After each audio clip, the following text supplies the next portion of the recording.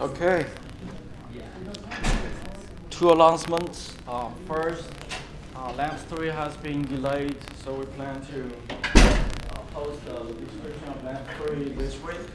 The reason it has been delayed is because this is a new lab. So the previous class didn't use this lab. They didn't have this lab. But I think it's very important for you to actually do the attack. So you are going to do TCP thing attack, reset attack, and also hijacking.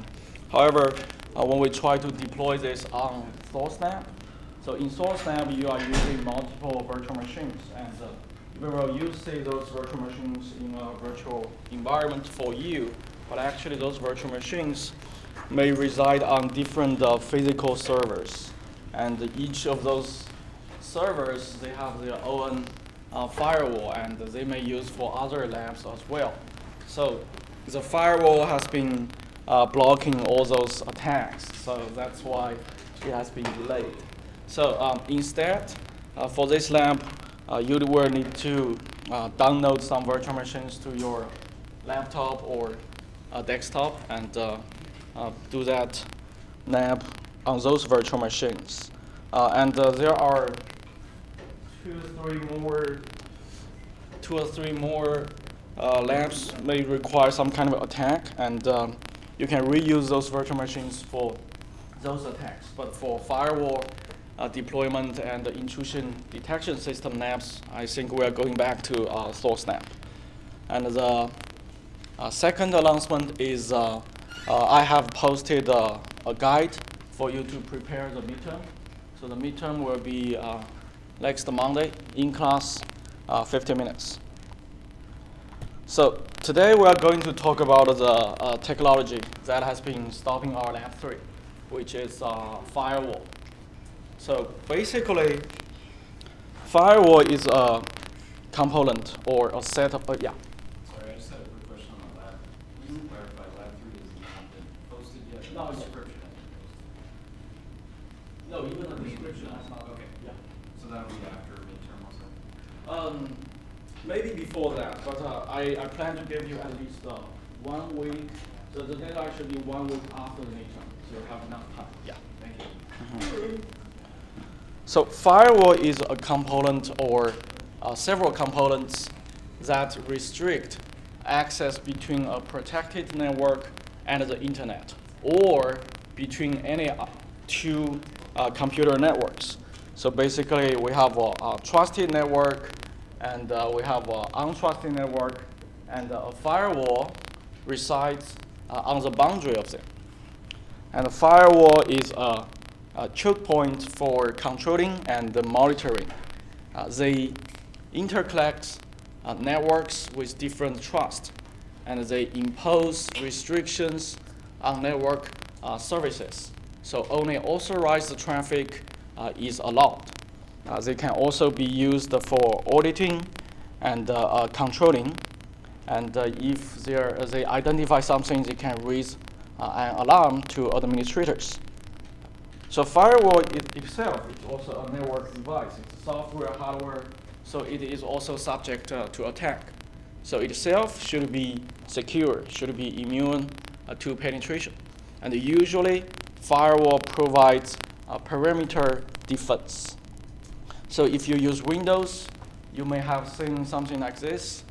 So Microsoft Windows is telling you there is a built-in Windows firewall which has blocked some features of some program. So this is a host-based firewall. It runs on your laptop or desktop. It's not network-based. And we have other network-based firewall. We have dedicated physical boxes, look like that, has many Ethernet ports, and it can handle a lot of traffics. And also usually your router, no matter your home router, your company router, they come with a built-in software firewall. So if you ever log into your own home router, you should find that under security there is a firewall.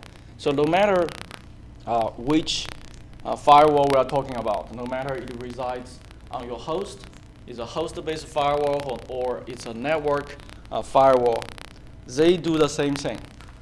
They analyze inbound and outbound packets against some rules and decide if they want to block or allow those packets based on those rules.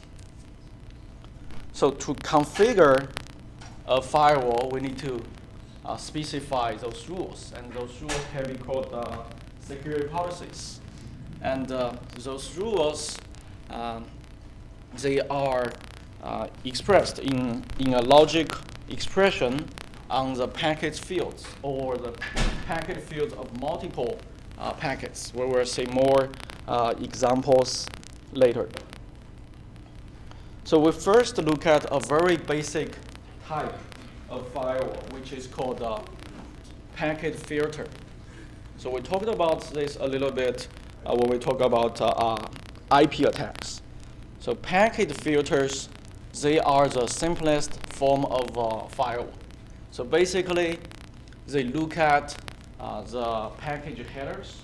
Usually, they only look at transport layer headers and the below layer headers. So what are there? There are IP source address, IP destination address, but those can be spoofed. And there are protocol numbers to indicate if this is a TCP or UDP or ICMP. And there are TCP and UDP headers, including the source and destination port numbers, and also TCP flags, SYN flag, ACK flag, and you can also have a ICMP message and the ICMP message type to indicate which ICMP message it is. So basically, packet filters, they can look at all those fields, compare those fields against with their rules, policies. So they can also look at the data link layer too, but usually they do not look at the application layer data. So they don't care if this is a HTTP header or it's a protocol used by Skype, and they do not look at the payload. They don't care what data is actually being transmitted. So you can imagine that to enforce some kind of policy you want to use for your home or for your company, you need multiple policies, actually many policies. So an organization like ASU, their firewall, the main firewall, the choke point for the whole ASU network, they may have thousands of rules. So whenever a packet comes in, that packet should be compared with all those rules. So there are two principles to compare those packets with rules. The first one is the first match. So all those rules, they are ranked by priority. So we are supposed to compare the first rule first, then the second. And an action will be taken if one match is found. The first match was found. And if you compare the packet with all those rules in this policy, and they do not match, then we should simply deny those packets.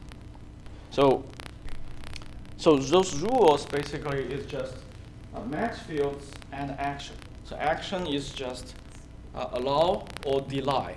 And the match fields are the fields we talked about, transport layer fields and other fields below the transport layer. So let's say several examples. So if we want to enforce some kind of policy, so how should we specify the firewall rules? So the first policy we want to enforce is, so we don't want any incoming packet from port number 53, except it is from a trusted server. So we know that port number 43 is usually for DNS queries. So basically what we are saying is, if we send out a DNS query and the DNS reply should come from a known and trusted server. It is from some other server, maybe that is someone trying to attack us, not someone trying to send a DNS reply. So this policy can be very simple. So we can have we can set a policy like the source IP of this packet should have an IP address of a trusted DNS server. In this case, it's a Google's DNS server. Then the source port number should be 53, so we know it's a DNS reply. And we don't care about which host this DNS reply message goes to our host, and the action should be allowed. So all other packets, even if they have a source port number 53, it cannot match this rule. And there is no other rule, so all other packets from untrusted servers will be denied. So this is a very simple one. So let's look at another one. In this case, we want to allow some inbound mail. So basically, they are using simple mail transmission. I'm not sure that's transport or transmission protocol. So anyway, SMTP, it's using port number 25. But we only want those inbound mail goes to our gateway machine, not any other machines. And also, we want to block all the communications from a particular site. Let's say it's called a mall site. So even if there is a mail coming from that site, we want to block it. We don't trust that IP address. So because of the first match, we should first specify how to deny the packets from mall site. So in this case, we're not using source IP or destination IP. We use their IP, our IP. So basically, if we say their IP, we can translate into destination IP for outbound or source IP for inbound. So their IP will be mall site, and no matter which port it is from, and no matter which host this packet is supposed to be delivered to, we deny those. So all the inbound and outbound packets to this mall site will be denied. So no matter whether it is from port number 25 or it is going to port number 25. And this is the first rule. So the second rule would be for any other IP addresses, any other port numbers, as long as for the inbound traffic, the destination IP is our gateway and the port number is 25, or for any outbound traffic, the source IP is our gateway and the port number is 25, we will allow this traffic. So by applying those two rules, we can enforce this policy.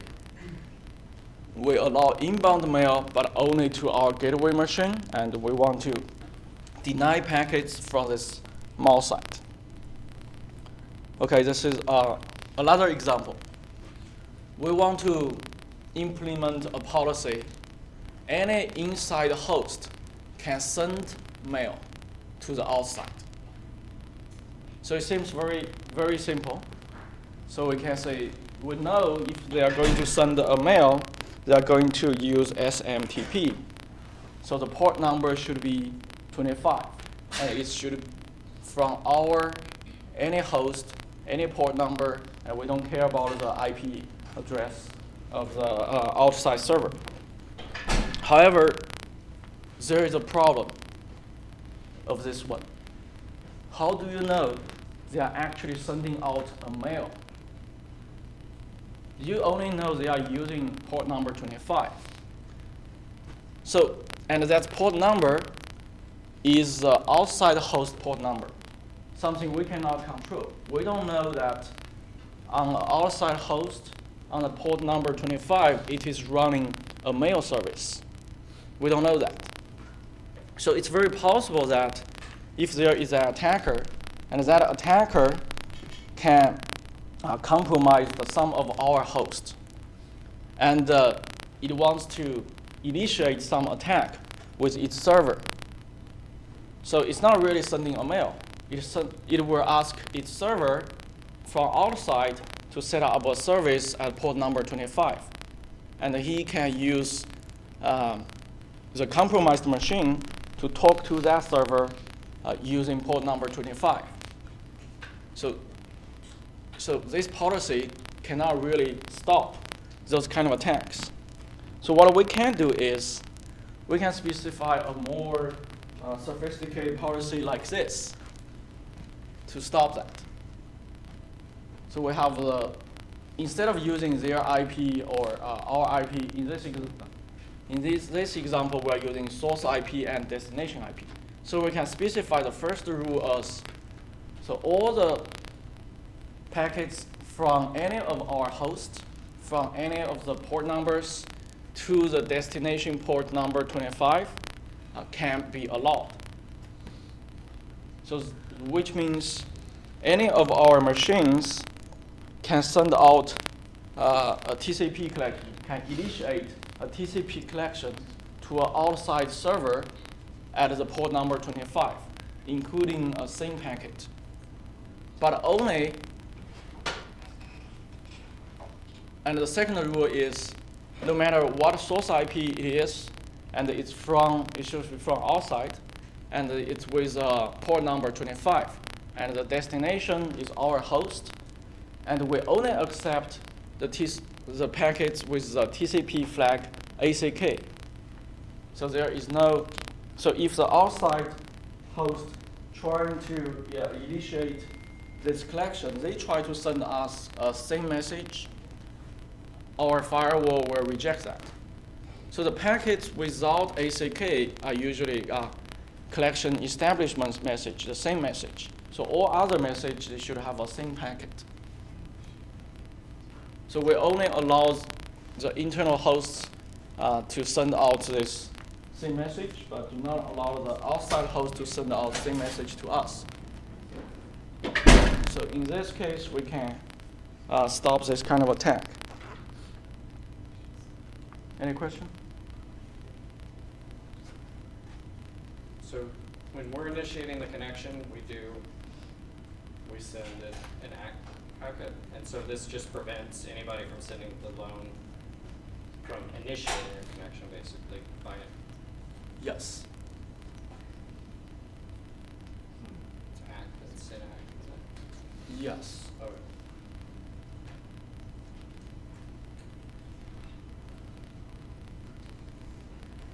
And then with that other one, they could initiate it on port 25 coming. Yes. Yeah, so maybe, let me see. Yeah, maybe the previous attack model I said is wrong, right? So basically we're trying to stop attacks from outside with the port number 25. Right. Yes. Yes. The previous attack model was not accurate.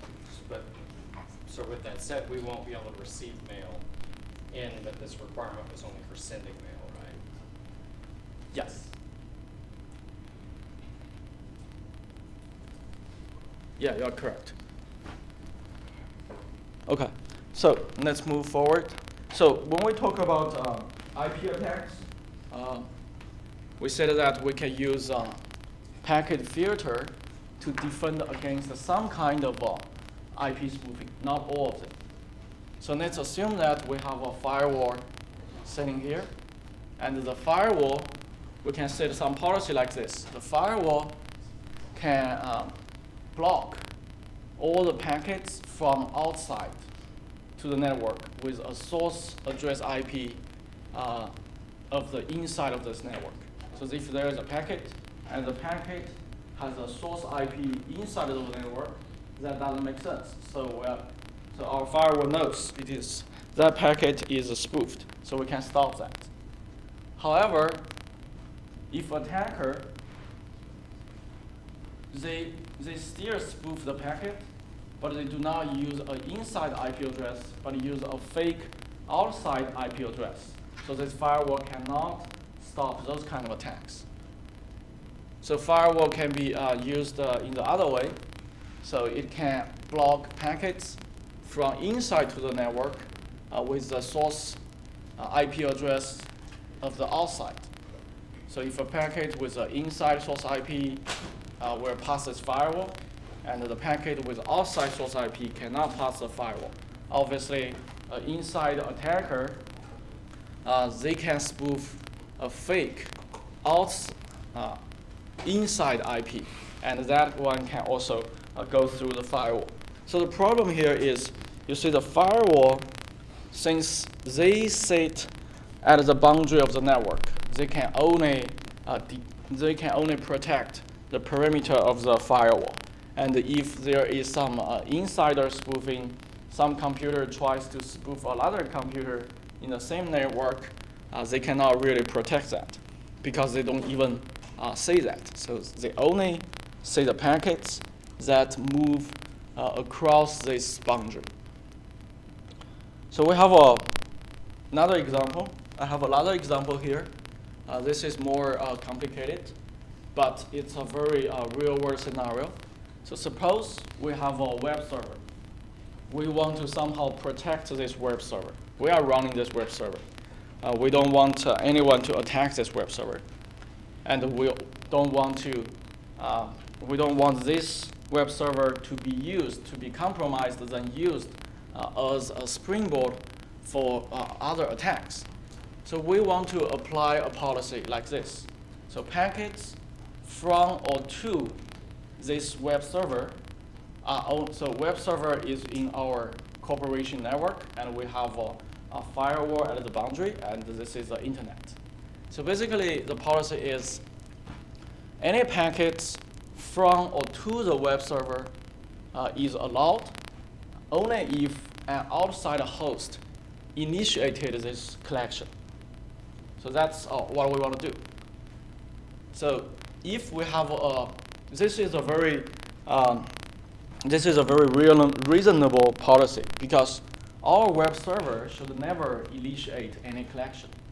If it is initiating some collection, maybe it's because it has been compromised. Some attackers are using it as a springboard for other attacks. So if we use a policy like this, so their IP, anything, their port number, anything, and our IP is the web server, and port number is 80, and action is allowed. So if we apply this policy, it can only enable our web server. It cannot really defend any kind of attack. So we revise this a little bit. Let's say we have the source IP, anything, source port number, anything at destination is our web server. Destination port is 80, and it can be a ACK sync packet, it can be a ACK packet, and allow, which means any outside host can initiate a collection with our web server. This rule allows that. But from our web server, the source IP will be our server, source port will be 80 to any host, and we only allow the packets with TCP ACK flag, not SYN flag. So our server cannot really initiate any collection to outside world, but serve for requests. So, but this is not perfect. So, can someone identify the problem here? If we apply those protocols, this is still vulnerable to. Attackers can still use this as a springboard, use our web server as a springboard to do attacks.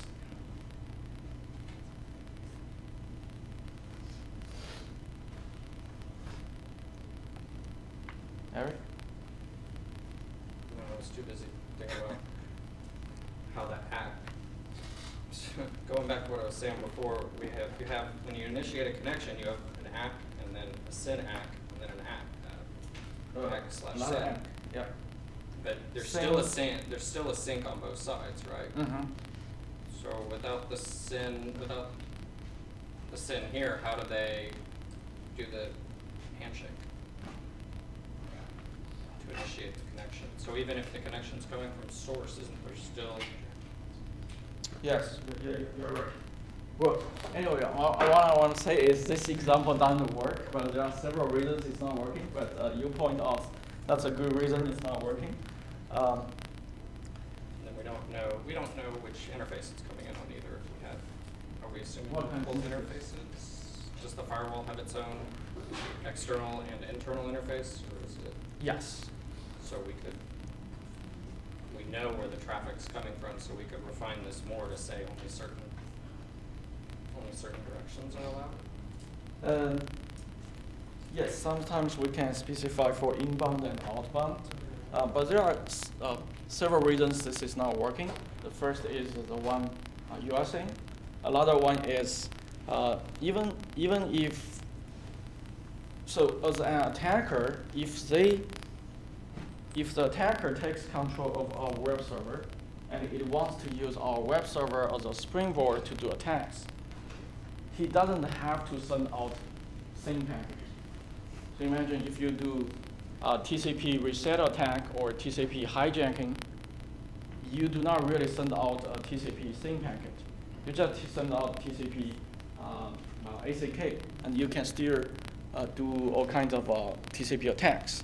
So this firewall policy cannot really stop attackers from using our web server, compromise the web server as a springboard. So the root cause of this is because our firewall, the firewall and all the policy we talked about just now, they are all stateless. So the firewall doesn't really remember the TCP collection states.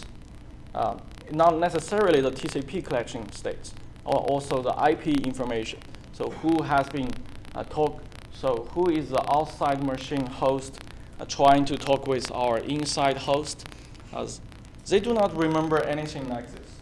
They are, the firewall, the packet filters, they only look at each packet independently. So they do not correlate those packets. So that is the root cause of this problem. But a stateful firewall, it should remember everything. It should remember who has been talking to whom and what packet it has been sending.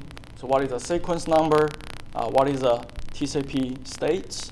So this is an example of how a stateful firewall works. So you can imagine that a stateful firewall will be much more expensive in computation because it has to remember the states of all the collections.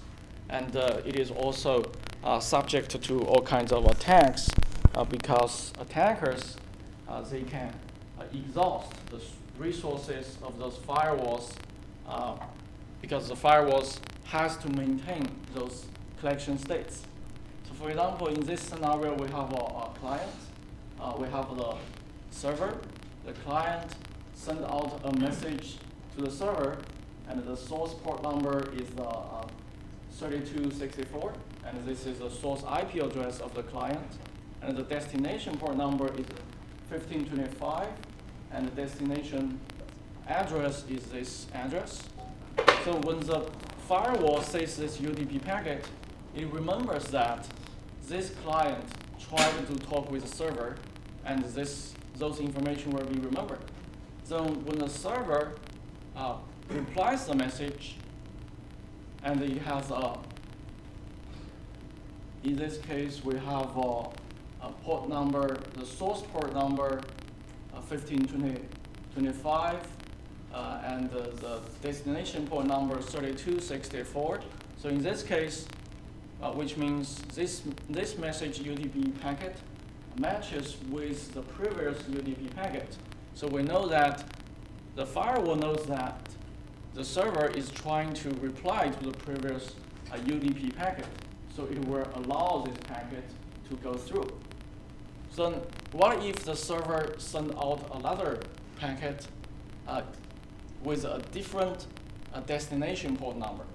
So in this case, it's very suspicious because the client never used that port number to initiate any connection with the server. So maybe the reason the server tries to contact that port number is because the server is compromised and the server is trying to compromise this client as well. So because of we remembered the states of this, so we can the firewall can deny such packets. So without remembering previous states, if the firewall wants to deny some packets like this, they may deny a lot of legit packets. Yeah. So in this situation, is the number of available ports, is that the number of active connections that the firewall can have? It depends on the policy. So basically, what I'm talking here is more like a mechanism to have stateful firewall. But actually, what you really want is something like a policy. So the policy is we have a web server, and my policy is the web server can only send out response and never initiate all kinds of something like this. This is our policy. But this is a mechanism to enforce those kind of policy. We need a stateful mechanism to do so. So another important concept that is associated with firewall, usually we see that a lot, is called DMZ. So basically, we have your home network or your company network, and we assume this network is trusted, and we have a firewall sits between your trusted network and the untrusted network. But in this, your home network or company network, you have all kinds of hosts. You may have your phones, you may have a laptop, you may have a web server, and you may have your PlayStation. And they have different firewall needs. So if your firewall sits here and it enforces the same policy, it cannot meet different needs of those hosts.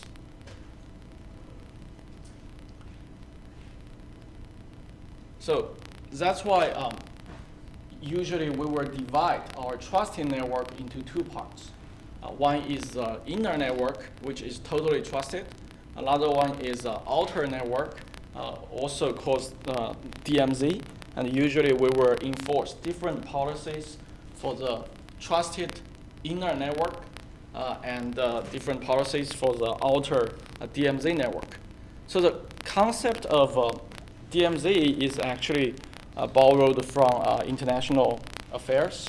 So usually DMZ means an area in which treaties or agreements between nations or military powers forbid military installations activities.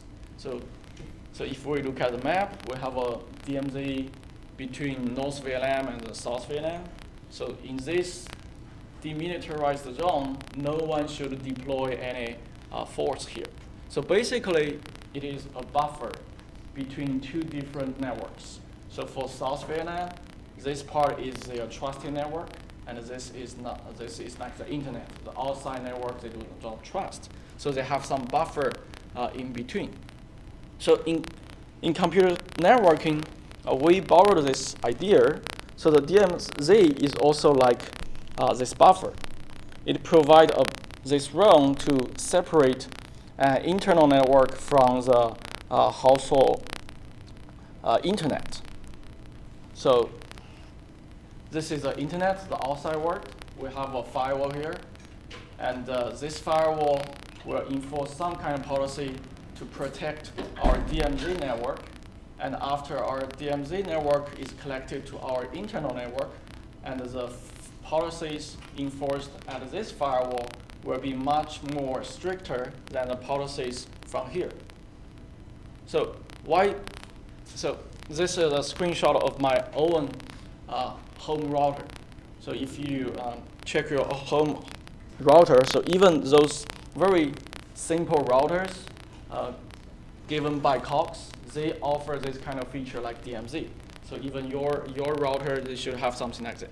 So you can see that you can specify, I want to put this IP address in this DMZ, or I want to put several IP addresses in DMZ.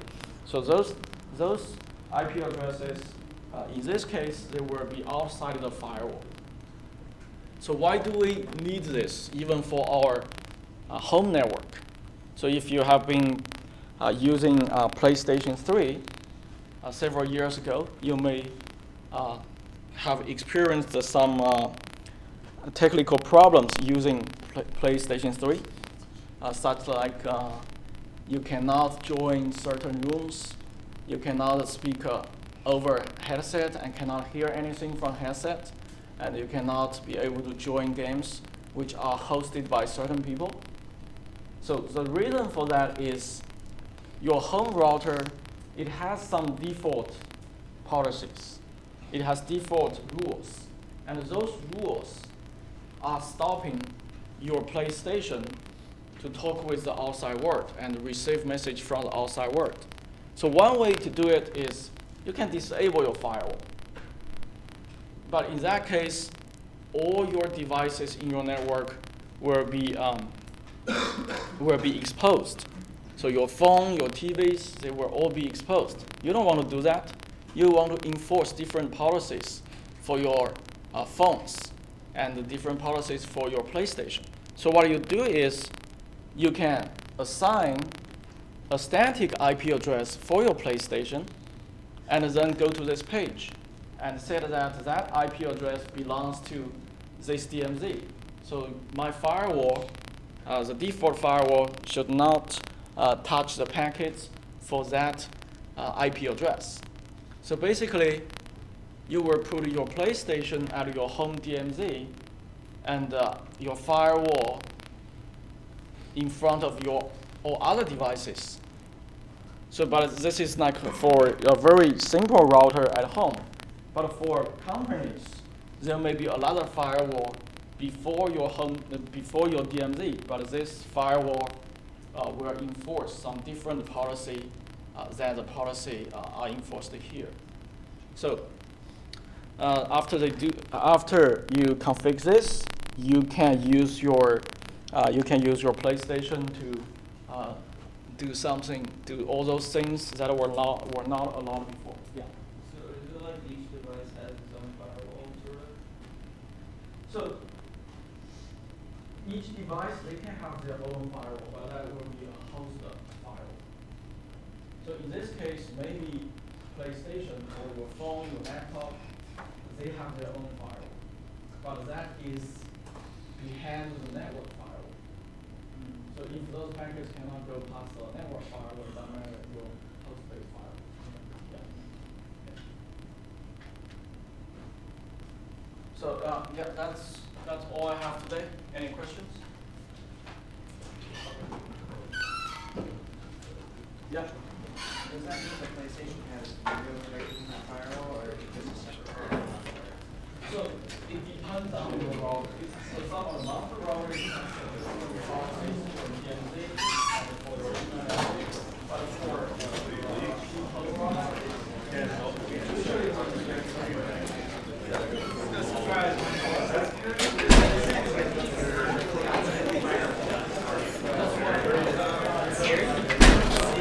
Syria? ISIS would be there.